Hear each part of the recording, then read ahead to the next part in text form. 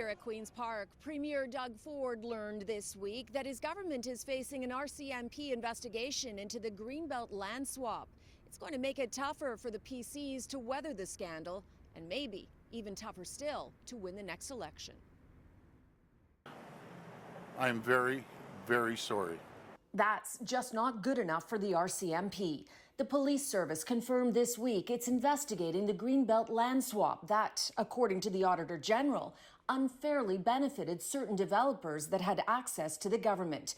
They stood to gain $8.3 billion. In a separate investigation, the Integrity Commissioner concluded one developer was more likely than not tipped off by someone. It's now up to the RCMP to determine if criminal charges will be laid.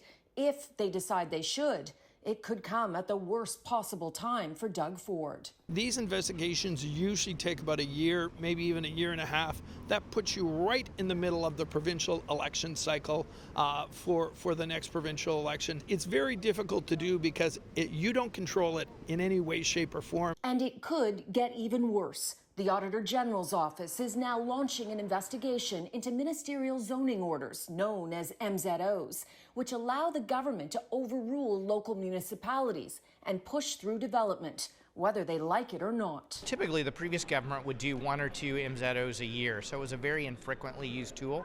This government in 5 years has done close to 100. I mean, it's unprecedented, the number of MZOs this government's putting forward, and it's all about land grabs for Ford-connected speculators. I want the people of Ontario to know I'm listening.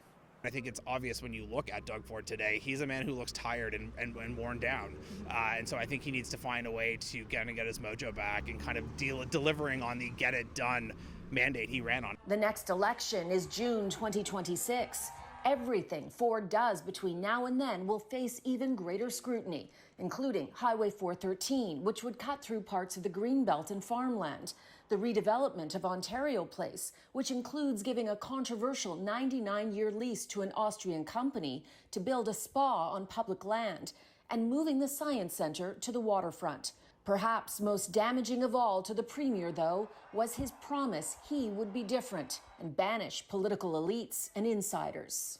We have seen backroom politics at its worst.